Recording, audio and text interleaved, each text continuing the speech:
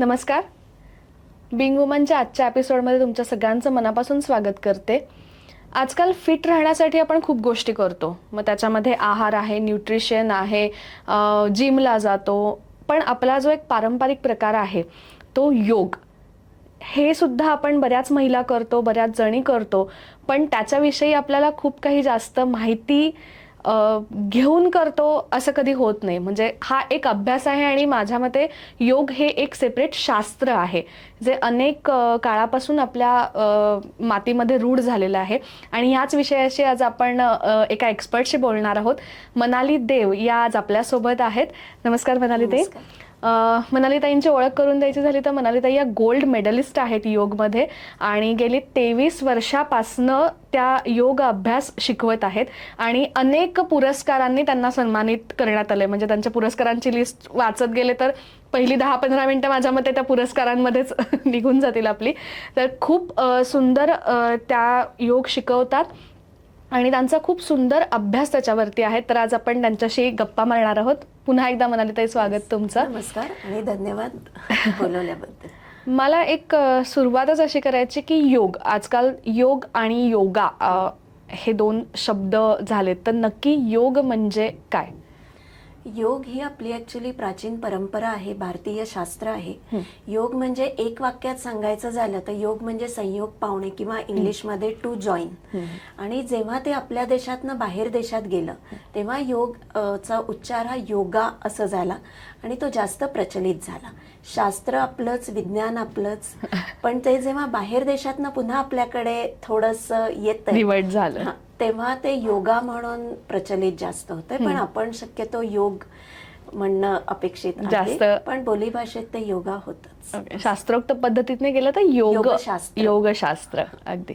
आणि बऱ्याच वेळेला असं होतं ना की अगदी लहान मुलांनी करावा किंवा नाही करावा किंवा एकदम वयोवृद्धांनी करावा, करू नये, असे खूप काय म्हणूयात आपण गोष्टी हो नाही वरती असतात किंवा त्याच्याबद्दल नक्की माहीत नसते. तर नक्की योग कोणाकोणासाठी आहे? योग हा सगळ्यांसाठीच आहे. अगदी लहान मुलांपासून वयस्कर व्यक्तींपर्यंत प्रत्येकाने योग हे केलंच पाहिजे. योग म्हणजे फक्त आसन नाही. योग हे आपण अष्टांग योग म्हणूया. यम, नियम, आसन, प्राणायाम, प्रत्याहार, धारणा, ध्यान, समाधी असे योगाचे 8 भाग आहेत. पुन्हा एकदा सांगशील? हो.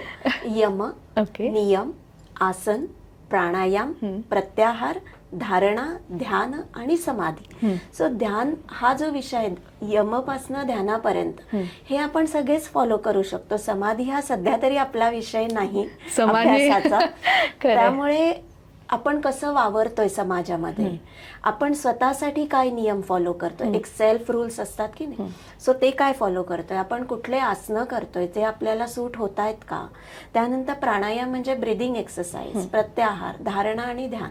आपण ध्यान करतोय का, ज्या विषयाचं ध्यान करतोय किंवा ज्या आपल्या डे टू डे लाईफस्टाईलमध्ये आपण काही फोकस करतोय का, हे सगळं आपण रोजच्या धकाधकीच्या जीवनात अंगीकारलं तर त्याचा आपल्या जीवनासाठी नक्कीच खूप छान फायदा होतो. त्यामुळे योग हे प्रत्येकाने करावं. फक्त कोणी कुठले करावं आसनांच्या बाबतीत किंवा प्राणायामच्या बाबतीत स्पेसिफिकली हे मात्र तुम्ही व्यवस्थित शिकणं अपेक्षित आहे. की लहान मुलांनी कुठली आसनं करावी, महिलांनी कुठली करावी किंवा वयस्कर व्यक्तींनी कुठली करावी, जी आत्ताची यूथ आहे ऍक्टिव्ह यंग जनरेशन त्यांनी कुठला योगाभ्यास करावा, हे सगळं नीट जाणून घेऊन ज्या कोण आपल्या जवळपास चांगले योग शिक्षक असतील त्यांच्याकडे जाऊन शिकणं, त्याच्यावर व्यवस्थित अभ्यास करणं आणि मग ते आत्मसात करून प्रत्यक्षात त्याची प्रॅक्टिस करणं हे खूप आवश्यक आहे. म्हणजे प्रत्येकाची प्रकृती किंवा प्रत्येकाचं वयोमान किंवा त्यांचं बॉडी स्ट्रक्चर म्हणूयात आपण किंवा ते घेत असलेले माझ्या मते आहार पण याला कुठेतरी इफेक्ट करत असेल. दोन्ही आपलं लाईफस्टाईल काय आहे, एक्झॅक्टली तुमचं रोजचं शेड्यूल कसं आहे त्यानुसार सुद्धा तुमचे व्यायामाचे प्रकार, योगाभ्यासाचे प्रकार, योग साधनेचे प्रकार हे चेंज होत राहतात. म्हणजे आज मी फक्त कुठेतरी बघून योगा केला किंवा कुठेतरी कोणीतरी सांगितलं नाही हे केल्याने हे फरक पडतो, तर असं करणं चुकीचं आहे किंवा ते नाही केलं पाहिजे आपण त्या गोष्टीमध्ये. तुम्ही कुठल्याही तुमच्या जवळपासच्या किंवा तुमच्या माहितीत असणाऱ्या योग शिक्षकाकडे त्याचं व्यवस्थित शिक्षण घेणं हे अपेक्षित आहे. आजकाल आपण बघतो की खूप अर्धवट माहितीवर व्यक्ती करतात, पण त्याचा त्रास होईलच असं नाही, पण त्याचे काही दुष्परिणाम होऊ शकतात जे त्यावेळेला जाणवत नाहीत माझ्या मते. म्हणजे करताना त्या फ्लो मध्ये केला जातो, पण नंतर त्याचा आपल्याला त्रासदायक ठरतं. त्याचं कारण असं आहे की कधी कधी त्या व्यक्तीला आपल्याला काहीतरी त्रास आहे हेच माहिती नसतं, आणि मग ते विशिष्ट आसन केल्यानंतर त्याचे खूप वाईट परिणाम होऊ शकतात, आणि मग योग केला, प्रॅक्टिस केली आणि म्हणून हे झालं असं होतं. पण प्रत्येक आसन हे प्रत्येक व्यक्तीला सूट होत नाही. जसं की आरोग्य तुमचं काय आहे किंवा जे वेगवेगळे डिसीजेस किंवा डिसऑर्डर्स आहेत त्याच्याप्रमाणे तुम्हाला योगासनांची प्रॅक्टिस, प्राणायामची प्रॅक्टिस करणं अपेक्षित असतं. म्हणजे हा झाला प्रॅक्टिकल विषय. पण बाकीच्या गोष्टी तुम्ही सगळ्या आत्मसात करू शकता. त्यामुळे आसनं कुठली करावी हे शिकणं अपेक्षित आहे. काही जण बघून खूप कॉपी म्हणतो ना आपण, की यांनी हे केलं मी करू शकतो, तसं नाहीये. आपल्या शरीराला ते सूट होतंय का, आपल्या वजनाला सूट होतंय का, आपल्याला जर काही एखादा त्रास आहे, फॉर एक्झाम्पल बीपी आहे, हार्ट प्रॉब्लेम आहे, गुडघ्याचे काही त्रास आहेत, तर ते आसनं सूट होतील असं नाही ना, त्यांनी तुम्हाला दुसरे त्रास उद्भवू शकतात. मला वाटतं ह्या मुद्द्याला धरून आजकाल सोशल मीडियावरती किंवा काय म्हणू आपण की ऑनलाईन बघितले जातात, म्हणजे दाखवणारे एक्सपर्ट असतात, त्याबद्दल नाही, त्यांचं नॉलेज असतं त्याच्यामध्ये, पण आपण सहज आत्मसात करतो ते. मला वाटतं आत्ता तू सांगितलंस त्याच मुद्द्याला धरून कुठेतरी सोशल मीडियावरती आजकाल बरेच योगा एक्सपर्ट आहेत, आणि नो डाऊट की ते त्याच्यामध्ये मास्टर आहेत किंवा त्यांनी त्याचा अभ्यास करून डिग्री मिळवली. पण सामान्य लोकांची गफलत होते ना, की तो योगा पटकन बघितला जातो, आणि जसं तू मगाशी सांगितलं की तो सूट होतोय, शरीराला होतोय, नाही होतोय, आपण पटकन तो करून मोकळा होतो. तर हे कुठेतरी काय म्हणूयात आपण, चुकीच्या पद्धतीने लोक फॉलो करतात असं वाटतं का कुठे? काही केसेसमध्ये वाटतं की हे खूप चुकीचं चाललंय, पण आजकाल सोशल मीडिया, इंटरनेटचाच खूप जमाना आहे, तिथनं नॉलेज पण खूप मिळतं, नो डाऊट. जसं नाण्याच्या दोन बाजू असतात, त्याच पद्धतीने चांगली आणि वाईट दोन्ही बाजू आहे. जे एक्सपर्टीज येतात ते नक्कीच सगळं छान सांगतात, त्यांचा भरपूर अभ्यास असतो, त्याच्याबद्दल शंकाच नाही. पण आपण त्यातनं किती कॅच करतोय, त्यांनी सांगितलेलं सगळं फॉलो करतोय का, ते A to Z सगळं सांगतात, पण त्यामध्ये आपण मधलाच काही बीसीडी भाग घेतो, आपण A फॉलो करत नाही, शेवटपर्यंत Z पर्यंत फॉलो करत. मग तिथे काय होतं की अर्धवट तुम्ही ऐकता, तर तुमचं अर्धवट ज्ञान डेव्हलप होतं. म्हणजे त्या लोकांनी सोशल मीडिया किंवा कुठेही ऑनलाईन सांगितलेलं असतं की हा प्रॉब्लेम असेल तर हे करू नका, पण खूप वेळा टेम्पटेशन असतं ना, त्यांनी दाखवलंय ते त्यात एक्सपर्ट असतात, त्यामुळे ते खूप फ्लो मध्ये खूप छान अमेझिंग करत असतात. पण आपल्याला असं वाटतं त्यांनी केलं म्हणजे मला येणार आहे, मग त्यासाठी मी खूप कष्ट करणार, कुठेतरी पडणार, किंवा मी हे ऍक्सेप्टन्स नाही घेणार की मला हा त्रास आहे, हे मला करायचं नाहीये, किंवा माझं वजन जास्त आहे, मला हे सूट होणार नाहीये. सो हा ऍक्सेप्टन्स येणं पण खूप महत्वाचं आहे, आणि तुम्ही जर ते फॉलो केलं तर तुम्ही व्यवस्थित फॉलो करणं अपेक्षित आहे. सेकंड थिंग, तुम्ही कोणाला फॉलो करताय, सगळ्यात महत्वाचा आणि अंडरलाईन मुद्दा माझ्या मते आहे. नक्की हा मुद्दा जाणून घ्या, कारण खूप गरजेचा आहे. कारण आपण आजकाल ना लॉकडाऊन नंतर करोनामध्ये सगळेच योगाभ्यास करत होते, पण त्यात सुद्धा शास्त्रशुद्ध करणारे, बरेच वर्ष साधना करून शिकवणारे हे लोक खूप कमी आहेत, आणि ते पटकन सोशल मीडियाला कनेक्ट नाहीयेत. आणि जे काही युथ आहेत किंवा जे काही असे लोक आहेत की युट्यूबच्या मागे फक्त आहेत, जे आपण बघतो युट्यूबचे दुसरे बेनिफिट, सो ते मिळवण्यासाठी, तिथे पब्लिसिटी मिळवण्यासाठी काही गोष्टी आम्ही पण बघतोय की त्या चुकीच्या आहेत, पण आपण कोणाला सांगणार, आपण कोणाला असं सांगू शकत नाही, ब्लेम करू शकत नाही. पण जे कोण बघतायत, जे फॉलो करतायत, त्यांनी त्यातल्या चांगल्या बाजू घेऊन त्या फॉलो करणं खूप आवश्यक आहे. तुम्ही कसेही कपडे घातले आणि कसेही व्हिडिओ पोस्ट केले फक्त लाईक्स मिळवण्यासाठी, हे पण आपण सगळे बघतो, तर माझ्या स्वतःच्या दृष्टीने ते खूप चुकीचं आहे.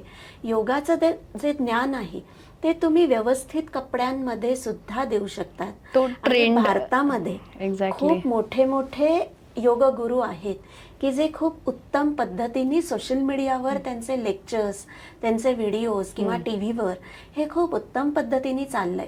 सो ते बघून तुम्ही नक्की फॉलो करू शकता. आता तू मुद्दा म्हणाली तसं की कपडे कुठले घालावेत, म्हणजे हाही एक मुद्दा आपल्या बोलण्यात एक येणार होता की योग करताना जसं तू सांगितलं की शॉर्ट कपडेच घातले पाहिजे, तरच माझा योगा छान होतो आणि तरच मी योगा कम्फर्टली करू शकते. तर काय पद्धतीने तुमचं वेअरिंग किंवा तुम्ही कुठल्या पद्धतीचे कपडे घालावेत असं काय वाटतंय त्याच्यात? तुम्ही कुठल्याही कपड्यांमध्ये योगासन प्राणायाम करू शकला पाहिजे. आणि मला असं वाटते साडीमध्ये सुद्धा उत्तम योगा करता येतो, कारण मनाली देव स्वतः साडीमध्ये उत्तम योगा करतात. त्यामुळे असं नाहीये, म्हणजे ही चुकीची कन्सेप्ट आहे असं वाटतंय कुठेतरी. पहिली गोष्ट म्हणजे सुती, तलम, सैलसर कपडे हे घालून योगाभ्यास करणं, स्पेसिफिकली आसन आणि प्राणायाम मेडिटेशन हे खूप आवश्यक आहे.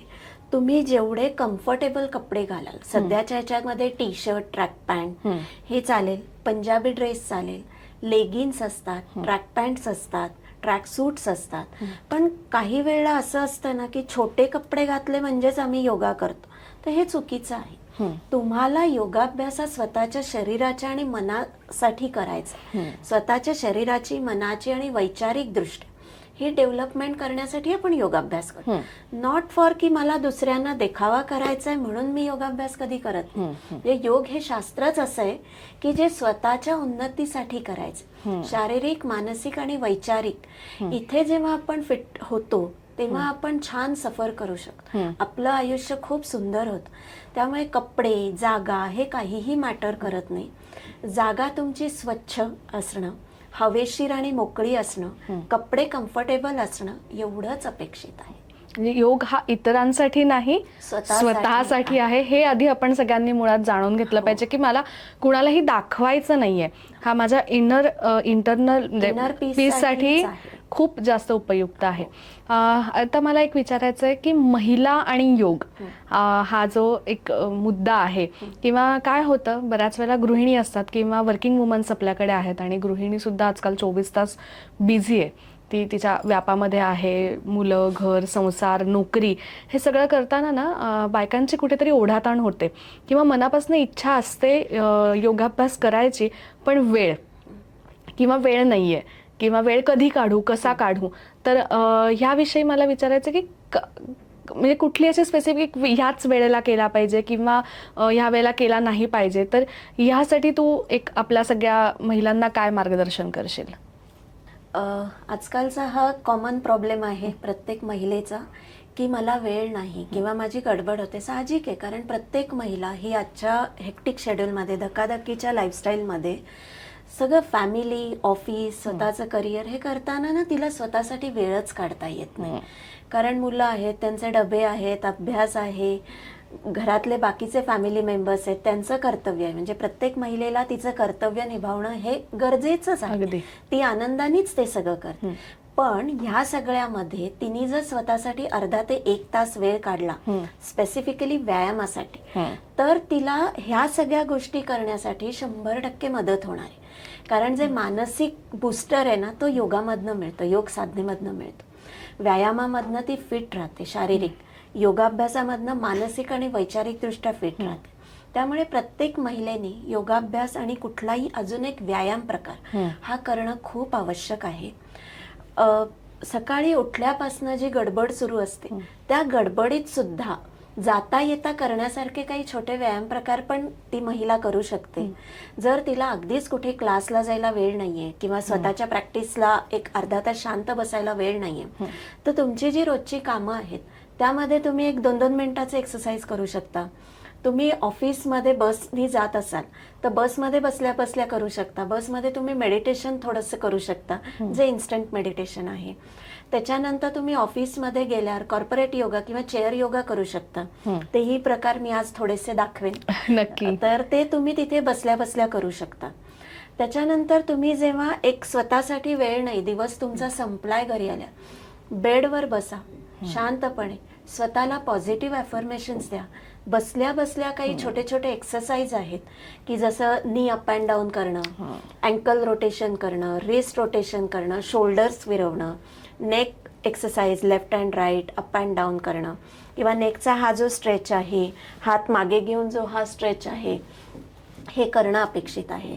ऑफिसमध्ये गेल्यानंतर तुम्ही सरळ शांत बसा, हात तुमच्या चेअरवर ठेवा, खांदे मागे घ्या, मान वर घ्या, जिथे तुमचे लंग्स ओपन होणार आहेत, तुमचा कॉन्फिडन्स वाढणार आहे.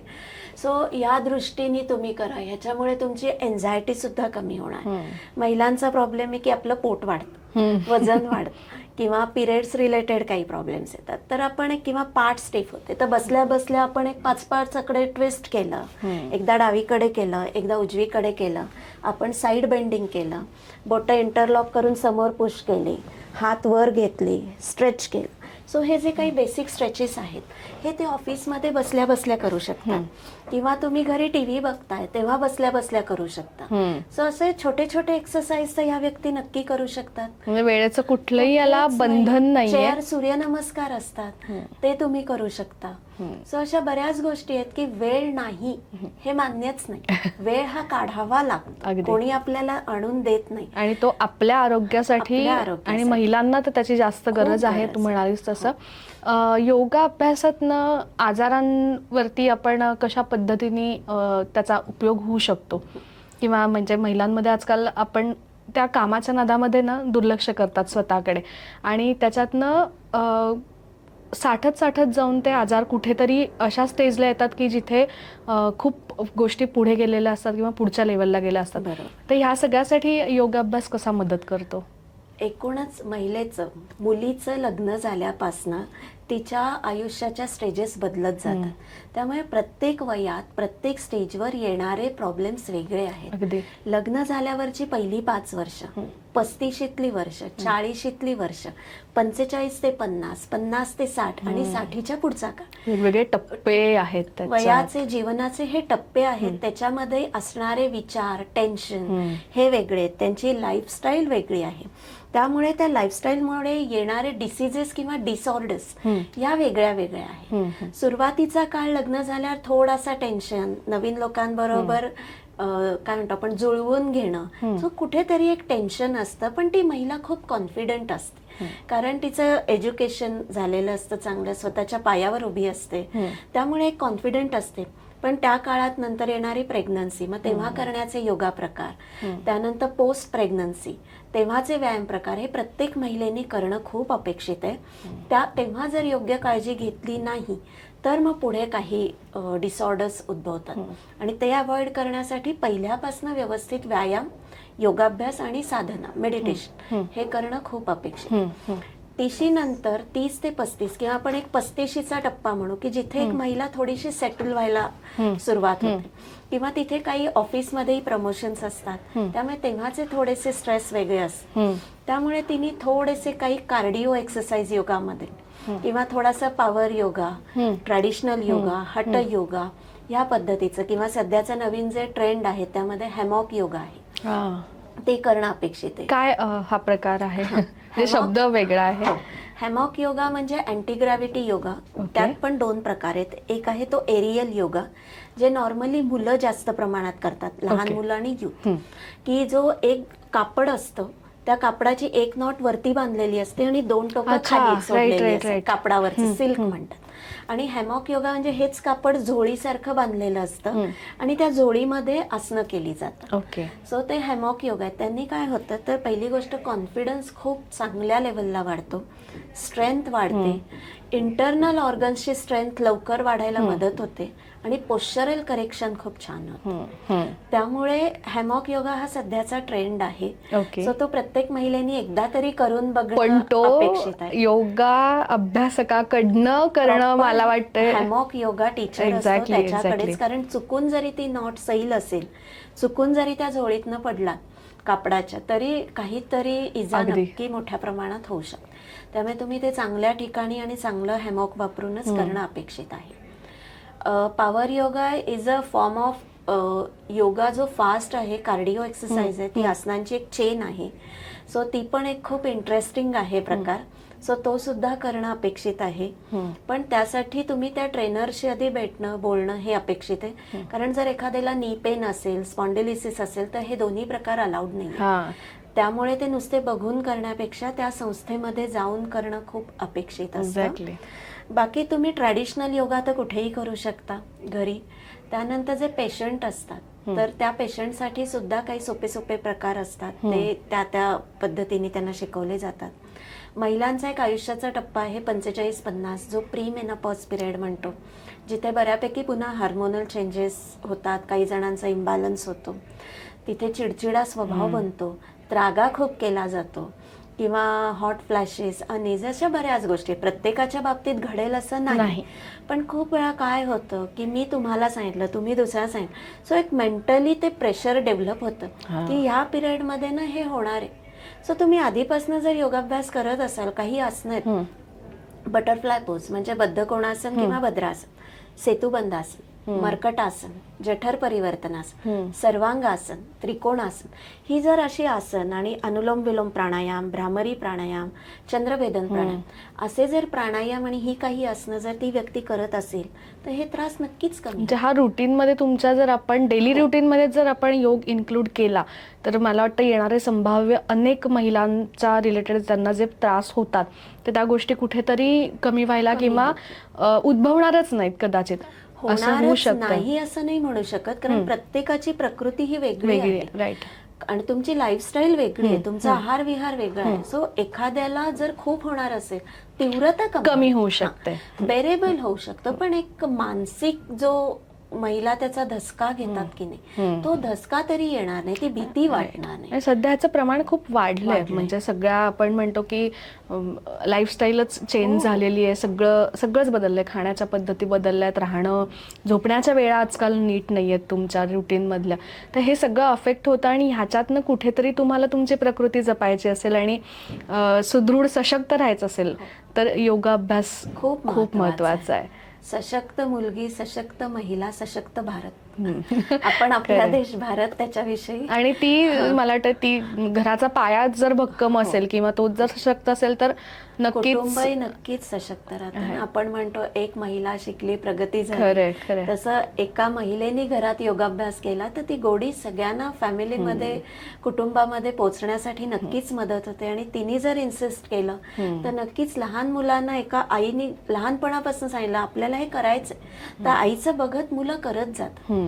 जे माझ्या घरी हेच घडलं, मी करायचे, माझं बघून माझा मुलगा करत गेला आणि ती आवड निर्माण झाली. त्यामुळे प्रत्येकाने घरात करणं खूप आवश्यक. आणि मला वाटतं की हा मुलांसाठी पण किंवा त्यांचं जे शिक्षणाचा काळ आहे तर त्याच्यामध्ये सुद्धा हा खूप फायदेशीर त्यांना ठरू शकतो का? म्हणजे त्याच्याने काय मुलांमध्ये सुद्धा आजकाल काय झालंय की रॅट रेस म्हणतो की नाही आपण, की सगळेजण मार्कांच्या मागे धावत आहेत. साहजिक आहे, आजकाल मार्क हवेत कारण चांगलं कॉलेज हवंय, इथे सगळे प्रॉब्लेम, चांगलं फ्रेंड सर्कल हवंय, त्यामुळे मार्कच मॅटर कर. पण त्या मार्क मिळवण्याच्या नादात आपलं रोजचं आयुष्य जर खराब होणार असेल, विचार आनंदी आयुष्यच आपण जगू शकत नसू, तर त्या मार्कांचा काय उपयोग आहे? कारण जे लहान मुलं आहेत किंवा जो युथ आहे हे आनंदाने जगण्याचं वय आहे. पुढचं आयुष्य एकदा तुम्ही नोकरी बिझनेस करायला लागल्यावर हे स्ट्रेसफुलच असणार आहे. थोडं तरी पाहिजे, त्याशिवाय आपण प्रगती नाही करू शकत. पण त्याचं निगेटिव्ह इम्पॅक्ट नको.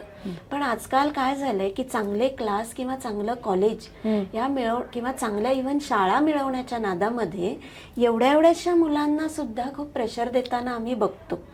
म्हणजे मी बघते आहे माझ्या क्लासमध्ये किंवा माझ्याकडे जे काउन्सिलिंगला येतात किंवा जे ओव्हरऑल आपण चाललंय किंवा आपण वाचतोय की किती मुलांना प्रेशर आहे त्या मार्कांचं. आणि मग ते त्यांचं आयुष्य विसरून गेलेत की बागेत खेळायचं, कुठे ग्राउंडवर खेळायचं, बालपण नाही तेवढे जगत आहेत. आणि बाकी पण काही भीती आहे आजकाल जगाची, काय कोणाच्या बाबतीत घडेल, त्यामुळे पटकन पालक पण सोडत नाहीयेत. पण योग हा असं आहे ना की जे प्रत्येकाचा इनर आवाज पण चांगलं करतं, कॉन्फिडन्स वाढवतं. नुसतंच फ्लेक्झिबिलिटी वाढवतंय असं नाही, तर मनाचा कॉन्फिडन्स, मनाची ताकद वाढवते, सारासार बुद्धी वापरायला शिकवते, सत्सद विवेक बुद्धी जागा करायला शिकवते. सो ही मुलांमध्ये होणं खूप आवश्यक आहे. अंडरलाईन द वर्ड सत्सद विवेक बुद्धी जागवतं आहे, खूप गरजेची आहे. आणि मुलांचं जर स्ट्रेस लेवल आपल्याला कमी करायची असेल, जे काय मुलांचं आजकाल हायपर वागतायत, ADHDचे प्रॉब्लेम वाढतायत. सो ही जी हायपर ऍक्टिव्ह चाइल्ड आहे किंवा काही केसेसमध्ये आजकाल ऑटिझम वाढते, दिव्यांगत्व वाढतंय. सो हे कमी करण्यासाठी महिलेनी योगाभ्यास पहिल्यापासून करणं, आई बनण्याच्या आधीपासून ह्याच्यामध्ये हे खूप आवश्यक आहे. आपली साधना, आपला आचार विचार आणि आहार हे खूप मॅटर करतं. प्रत्येक मुलगी काय किंवा मुलगा काय यांच्या बाबतीत पुढचं जन्माला येणारं मूल नीट येण्यासाठी, सशक्त येण्यासाठी.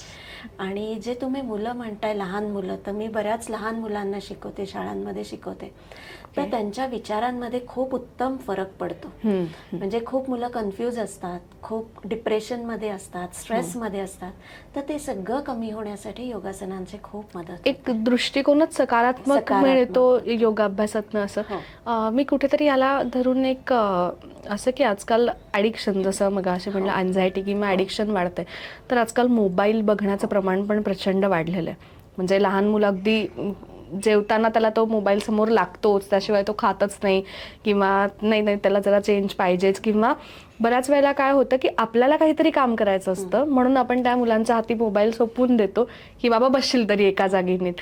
तर ह्या सगळ्या गोष्टींना सुद्धा योग मदत करू शकेल का, की त्यांना त्याच्यापासनं थोडंसं बाजूला करण्याकरता? 100%. मोबाईलचं प्रमाण कधी वाढलं? करोना नंतर मोबाईल वापरण्याचं प्रमाण खूप वाढलं, कारण शाळा ऑनलाईन सुरू झाल्या. मुलांना तेव्हा एवढी समज नव्हती की काय बघावं काय बघू नये. पण जेव्हा तुम्ही स्क्रीन स्क्रोल करता आणि जे काय येतं, मुलं आहेत, लहान मुलं आहेत, त्यांना दिसलं चांगलं वाईट मधलं नाही त्यांच्या लक्षात येत फरक. त्यामुळे मुलांची शाळा 2-3 तास तरी मिनिमम सुरू होती. चाळा असतो एवढा वेळ कुठलं मूल स्क्रीनवर बघणार आहे, कारण त्यांना सवय नव्हतीच. ती करोनामध्ये, लॉकडाऊनमध्ये सवय आली. बरेच पालक हे वर्किंग आहेत, तेव्हा IT फील्ड किंवा तुम्ही स्क्रीन समोर तुमच्या मीटिंग्स हे जेव्हा होतं, तेव्हा मुलाला काय करतोय नक्की, मुलगा काय बघतोय, शाळा सुरू आहे असं होतं. पण जेव्हा पालकांना हे कोणालाच, आम्हालाही माहीत नव्हतं, तुम्हालाही माहीत नसेल मुलं काय बघतायत, कारण आपण आपल्या कामात होतो. पण काही दिवसांनी जसा लॉकडाऊन वाढला ना, तेव्हा आपण सगळे पालक जागे झालो की अरे स्क्रीन स्क्रोल केल्यावर बरंच काय काय येतंय. त्यामुळे तिथनं सगळेजण, पॅरेंट्स पण जागे झाले, शिक्षक जागे झाले, कारण आपल्या कोणालाही याची जाणीव नव्हती. आणि मग तिथनं मोबाईलला लॉक टाकणं, त्याच्याबद्दलची जागृती करणं की एवढी स्क्रीन बघणं चांगलं नाही. मग प्रत्येक शाळेमध्ये तेव्हा ऑनलाईन योगासनं सुरू झाली. मीच खूप शाळांमध्ये आणि कॉलेजेसमध्ये लेक्चर्स घेतले. मग तेव्हा त्यांना सांगणं की तुम्ही मोबाईलवरच बघताय मला, पण तुम्ही थोडाच वेळ करा, नाही तर तुमच्या डोळ्यांना पुढे त्रास होईल, तुमच्या पाठीला कुबड येईल, तुम्ही ताठ बसण्याची सवय जाईल, त्याचा तुमच्या स्किनवर परिणाम होईल, तुमच्या केसांवर परिणाम होईल, अशा बऱ्याच गोष्टी. कारण तुम्ही स्क्रीन बघताना इव्हन किती खाता याचा पण अंदाज येत नाही. काय खाताय सुद्धा अंदाज येत नाही. जे समोर आहे खाल्लं जातं. कारण मुलांच्या बाबतीत म्हणाल तर कार्टून फिल्म्स, आपल्या बाबतीत म्हणाल तर सिरियल किंवा मूवीज. सो ते समोर सुरू आहे आणि आपण खातोय, हे चुकीचं आहे. आणि त्याचा आपला अन्नमय कोश, मनोमय कोश ह्याच्यावर अफेक्ट होत. सो आपल्याला खाण्याच्या वेळेला फक्त खाल्लं पाहिजे, गप्पा मारण्याच्या वेळेला तुम्ही गप्पा मारा, अभ्यासाच्या वेळेला अभ्यास करा, रोज एक फॅमिली टाइम ठेवा, 15-20 मिनिटं तरी झालाय तो. तुम्ही मुलांना दिवसभरात काय झालंय हे डिस्कस करा. आपण जे नवरा बायको असतो, आपल्या घरी वरचे आजी आजोबा, सासू सासरे, यांच्याबरोबर सुद्धा एक तुम्ही सगळ्यांनी घरात बसून डिस्कशन करणं, 2 मिनिटं का होईना, 10 मिनिटं, अर्धा ते 1 तास करणं अपेक्षित आहे. पण त्या मुलांकडनं जाणून घेणं खूप अपेक्षित आहे. कारण खूप गोष्टी आता बाहेर सुरू आहेत की ते मुलांना आपल्या आईला सांगायचे, पण आईला वेळ नाहीये, किंवा आईला वेळ आहे तेव्हा मुलं झोपलेले आहेत, किंवा मुलं दुपारी घरी आहेत तेव्हा आई ऑफिसमध्ये आहे. सो अशा या ज्या गोष्टी होतात, जेवण हे खूप चांगला, त्या जेवण झाल्यानंतर एक 10-15 मिनिटं मुलांबरोबर किंवा फॅमिली पूर्ण बसून हेल्दी डिस्कशन होणं, चांगलं वाईटाची जाणीव करून देणं, हे सुद्धा खूप गरजेचं आहे. एका गोष्टीशी किती अनेक गोष्टी संबंधित आहेत. म्हणजे योग हा एकच विषय घेतला तर तो तेवढ्यापुरता मर्यादित नाहीये. म्हणजे ह्या सगळ्या गोष्टी डिपेंड आहेत. आणि कुठेतरी असं वाटतं, जसं आता मुद्दा काढला की कुठेतरी एकत्र, तर कदाचित मला असं वाटतं जर सगळ्यांनी एखादी वेळ ठरवली, किंवा अर्थात प्रत्येकाच्या वेळा वेगवेगळ्या असतात, पण एक 10-15 मिनिटाचा वेळ काढू शकले, तर जसं फॅमिली एकत्र येऊन गप्पा माराव्यात, तसं एकत्र येऊन जर योग केला, एक 10-15 मिनिटं असेल, छोटंसं तुम्ही प्राणायाम करा सगळे मिळून, किंवा मेडिटेशन करा एक 5 मिनिटं, आणि तुम्ही डिस्कशन करा तुमचं काही, तर ते पॉझिटिव्हिटी सुद्धा पूर्ण फॅमिलीमध्ये किंवा ती बॉन्डिंग होण्याकरता सुद्धा मला वाटतं खूप जास्त मदत करू शकते त्या सगळ्या गोष्टींना. नक्कीच. म्हणजे आई बाबा आपल्या जवळ आहेत, आपल्या बरोबर करतायत, हे मुलांना किती आनंद होतो त्याच्यामध्ये हे सांगता येत नाही. आणि आईला पण किती आनंद होतोय की आपलं कुटुंब आपल्या बरोबर सगळं करतंय, आपलं ऐकतंय, आपल्याला फॉलो करतंय, आपल्याला बूस्ट करतंय. सो ही एक सकारात्मकता घरामध्ये वाढत राहते आणि इथे एक विश्वास संपादन होतं. म्हणजे जे काय आयुष्यामध्ये संकट येतात, सो ते एक आपण काय म्हणूया त्याला एक शक्ती निर्माण होते, फॅमिलीची एकी जाणवते आणि सगळे मिळून त्यातनं बाहेर पडू शकतात. हा एक आत्मविश्वास निर्माण होतो. हे जे एक फॅमिली बॉन्डिंग आहे ना, हे एक महिला उत्तम पद्धतीने करू शकते. खरे, आम्ही काय म्हणतो की ती अष्टावधानी आहे आणि ती म्हणजे जसं की त्यातनं बाहेर पडायचं असेल तर तिने स्वतःपासून सुरुवात केली पाहिजे आणि तिने योगा हा केलाच पाहिजे. काही सुरुवातीला 5 मिनिटं 10 मिनिटं हळूहळू तो वाढत जातो, कारण जसं ते केल्याने स्वतःलाच फरक जाणवायला लागतात त्याच्यामध्ये आणि ती नक्की त्याच्यात डेव्हलप होऊ शकते. मला मगाशी तू म्हणलेली की काही छोट्या छोट्या अजून टिप्स आहेत सगळ्यांसाठीच, म्हणजे तर त्या काय आहेत सांगशील मला? येस, आपण जेव्हा बसतो तेव्हा आपण सरळ बसणं अपेक्षित असतं. आपला जर मॅक्झिमम वेळ हा ऑफिसमध्ये जात असेल आणि आपली खुर्ची जर त्या आपल्या परफेक्ट गुडघ्याच्या इथनं अँकल जॉईंट पर्यंत किंवा आपल्या पायाच्या हेडला सूट नसेल तर खाली एखादा पाठ घेऊन बसणं, गुडघ्याच्या इथे नेहमी काटकोन ठेवून बसणं. खूप वेळा काय होतं, पाय उलटे करून बसलं जातं, मग पुढे गुडघ्याला दुखण्याचे चान्सेस हे उगाच खूप वेळ बसल्यावर हे होऊ शकतं. तुम्ही जेव्हा टेबलशी काम करत असता तेव्हा हळूहळू पोश्चर तुमचं वेडवाकडं होतं. सो तुम्ही नेहमी खांदे मागे घेऊन तुमचं कीबोर्ड बरोबर त्या लेवलला असणं. खूप वेळा मान आपण जेव्हा मोबाईल आणि करून मोबाईल करतो किंवा आयपॅड घेतो, लॅपटॉप घेतो, तेव्हा आपण असं चुकीचे बसतो. सो तुमच्या लेवलला येणं, लॅपटॉप घेणं आणि त्या स्क्रीन समोर व्यवस्थित काम करणं हे खूप आवश्यक आहे. कारण तुमच्या मानेवर जर एक्स्ट्रा टेन्शन येत असेल तर तुमची मानदुखी सुरू होते, मग स्पॉन्डिलिसिस होतो किंवा व्हर्टिगोचा त्रास पण होऊ शकतो. असं लगेच नाही होत, पण जर बराच काळ किंवा हे सगळं जडत्व येतं, खांदे जड होणं किंवा स्टिफनेस येणं अप्पर बॅक मध्ये, तुमचं पोटाची चरबी एक्स्ट्रा वाढणं, लव्ह हँडल्स, सो हे जास्त वाढणं हे होत. त्यामुळे आपण बसताना नेहमी ताठ बसणं, दिवसात 4 ते 5 वेळा तरी हे स्ट्रेचेस या पद्धतीने करणं, हा पेक्टोरल मसलसाठीचा एक्सरसाइज करणं. हात सरळ ठेवून रिस्ट रोटेशन, त्यानंतर बोटाचं उघडमीट करणं, कॅट स्ट्रेच करणं, हे चिडचिड कमी करायला सुद्धा खूप मदत होते. महिलांनो लक्षात ठेवा, हा व्यायाम खूप आपल्यासाठी गरजेचा आहे. हे प्रत्येक घरातच घडतं आणि साहजिक आहे, ते कुठेतरी राग व्यक्त व्हायलाच पाहिजे, कुठेतरी प्रत्येक महिलेनी व्यक्त व्हायलाच पाहिजे. व्यक्त का व्हावं? व्यक्त नाही झाली, मनात साठवून ठेवत गेली ना ती महिला, तर तिलाच फक्त प्रॉब्लेम होतो. आणि साहजिक आहे, घरामध्ये निगेटिव्ह एनर्जी, निगेटिव्हिटी पसरते, ते घर कधी प्रसन्न नाही राहत. ठीक आहे, व्यक्त तुम्ही कुठल्या मार्गाने होताय तो तुमचा प्रश्न आहे, पण किती प्रमाणात होता हे आपल्या हातात असतं. आणि योग माझ्या मते हेच शिकवतं तुम्हाला की कंट्रोल कुठे केला पाहिजे किंवा आपली लिमिटेशन्स आपण कुठे ओळखू शकतो किंवा कुठे थांबलं पाहिजे. सगळ्यात चांगला त्याला शब्द म्हटला तर कुठे थांबता आलं पाहिजे, हे आपल्याला योगाभ्यास नक्कीच शिकवायला मदत करतं. खूप वेळानं खूप राग येतो, एकदम चिडतो.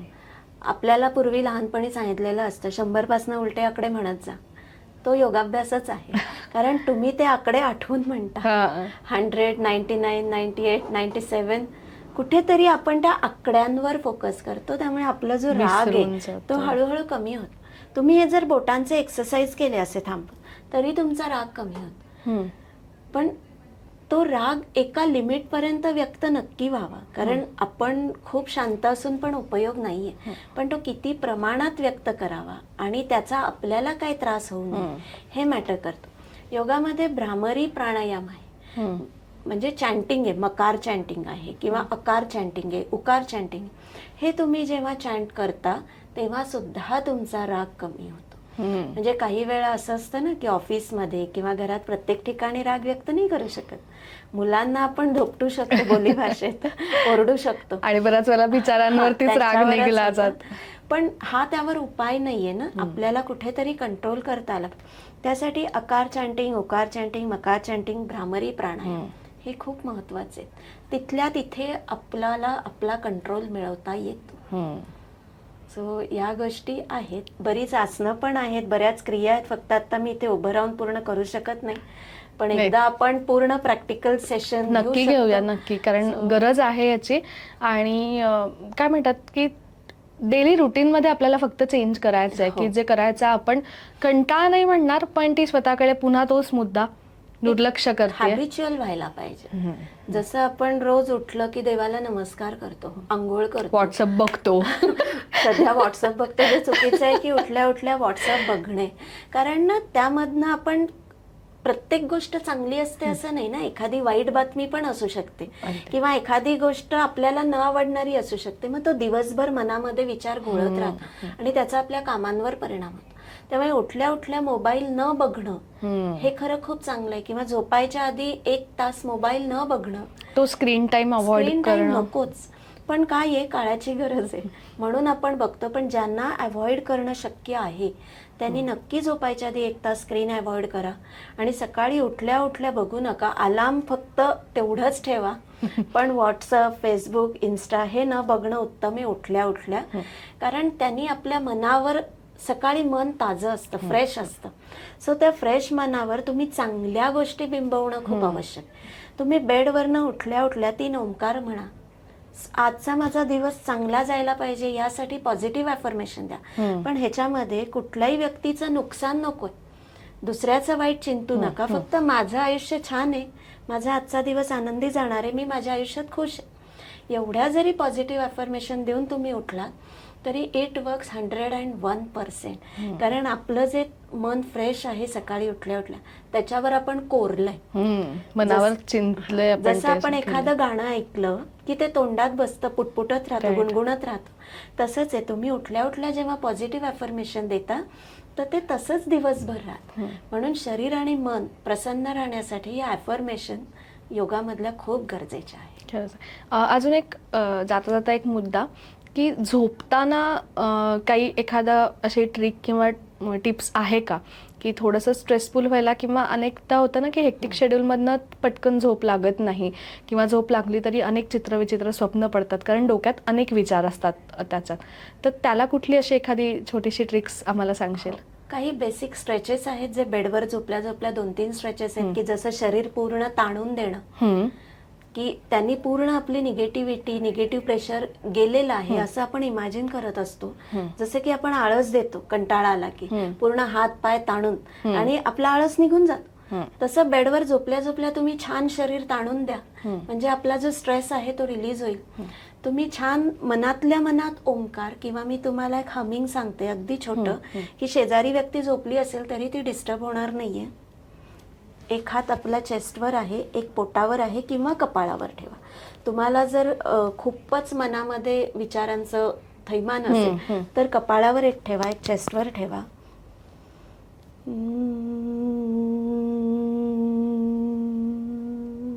या पद्धतीने अतिशय, मी आता मोठ्या आवाजात सांगितलं, पण अतिशय लो व्हॉल्यूम मध्ये तुम्ही जर हे हमिंग केलं 3 ते 5 वेळा तर काय होतं, मनातले सगळे निगेटिव्ह थॉट्स बाहेर पडतात, आपले टेन्शन दूर होतं, म्हणजे लिटरली फ्लश आउट होतं.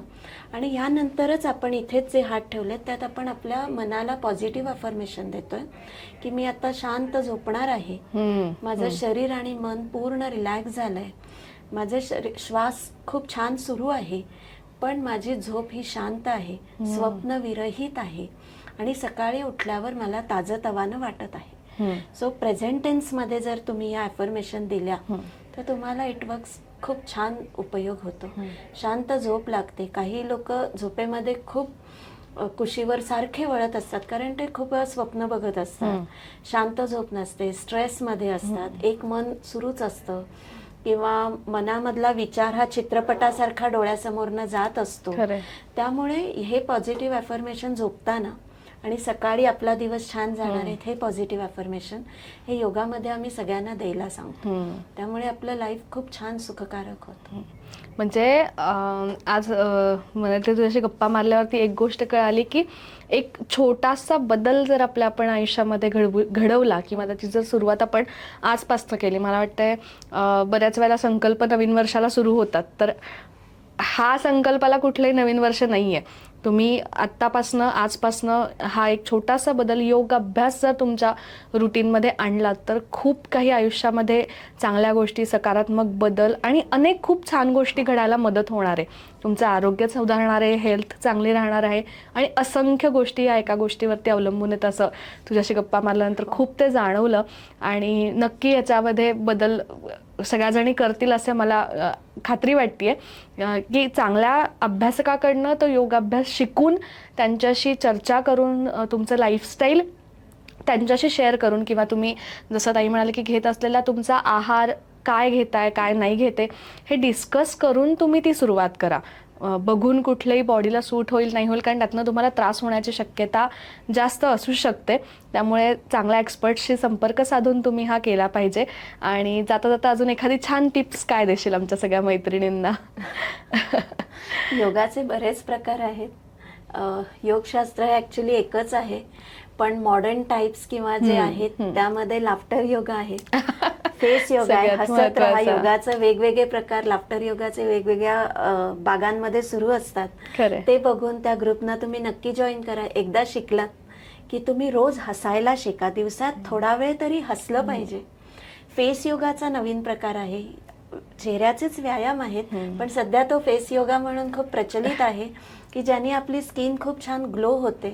So eye yoga, face yoga, laughter yoga आसनांव्यतिरिक्त हे तुम्ही कुठेही बसून, कुठेही उभं राहून घरच्यांबरोबर, सोसायटीतल्या लोकांबरोबर करू शकता. सो हे करा आणि मस्त निरोगी राहा. Live love yoga. खरंय. खूप छान संदेश आहे. छान राहा, मस्त राहा, आनंदी राहा. कारण तुम्ही आनंदी तर तुमचं घर, कुटुंब, समाज सगळं छान आनंदी आहे. आणि सशक्त तुम्ही झालात तर तुम्ही सशक्त, घर सशक्त, समाज सशक्त, पर्यायाने देश सशक्त.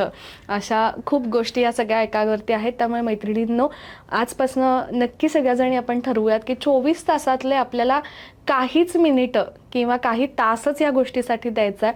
आणि आपल्या डेली रुटीनमध्ये आपण योग अभ्यास नक्की ॲड करूयात. कारण त्याच्यातनं आपल्यासाठी आपल्याला स्वतः समृद्ध करण्यासाठी त्याची काळाची गरज ती बनलेली आहे सध्या. त्यामुळे मला खात्री आहे की नक्की सगळ्याजणी हा एपिसोड पाहिल्यानंतर आपल्या रुटीनमध्ये चेंज करतील. आणि खूप थँक्यू की तू आज तुझ्या इतक्या बिझी शेड्यूलमधनं, कारण मला माहिती तुझे ऑनलाईन क्लास असतात, ऑफलाईन असतात, लेक्चर्स असतात, या सगळ्या बिझी शेड्यूलमधनं तू आज आमच्या मैत्रिणींसाठी इतका छान वेळ काढलास आणि आम्हाला खूप छान मार्गदर्शन केलं. खूप खूप थँक्यू तुझं. Thank you so much being woman team. आणि मला ही आज अपॉर्च्युनिटी दिली बोलण्याची, त्याबद्दल थँक्यू सो मच. आजचा एपिसोड तुम्हाला कसा वाटला हे आम्हाला कमेंट बॉक्समध्ये नक्की कळवा. आणि तुम्हाला योगाविषयी किंवा योग अभ्यासाविषयी, माफ करा मी पुन्हा एकदा तिने सांगितलं, तुम्हाला योग अभ्यासाविषयी तुम्हाला कुठल्या एखाद्या स्पेसिफिक याची माहिती हवी आहे तेही आम्हाला कळा. आपण नक्की मनाली ताईशी पुन्हा त्याच्यावरती चर्चा करायला तिला बोलूयात आपल्या चॅनलवरती. आणि कमेंट बॉक्समध्ये नक्की आम्हाला सांगायला विसरू नका. त्याच्यामध्ये लिहा, व्यक्त व्हा जसं तिने सांगितलं. आणि तुमचे काही प्रश्न असतील या संदर्भातले तरीसुद्धा तुम्ही आम्हाला विचारू शकता. आणि असेच अनेक विषय घेऊन आणि पुन्हा एकदा आपण मनाली ताईशी एक तिने जो प्रकार सांगितला त्याच्याशी आपण एक तिचं सेशन अरेंज करूयात तिच्याशी ठरवून. असे असंख्य महिलांच्या रिलेटेड, आपल्या सगळ्यांच्या रिलेटेड गोष्टी, छान छान गोष्टी ज्या आपल्यासाठी गरजेच्या आहेत घेऊन आम्ही तुमच्यासाठी नक्की येत राहणार आहोत. त्यासाठी चॅनलला लाईक आणि सबस्क्राईब करायला विसरू नका. आणि हा व्हिडिओ नक्की तुमच्या मैत्रिणींपर्यंत पोहोचवा आणि त्यांच्या आयुष्यात एक छोट्याशा सकारात्मक गोष्टीतनं बदल घडवून आणण्यासाठी तुम्ही त्यांना मदत करा, ही खात्री आहे. थँक्यू.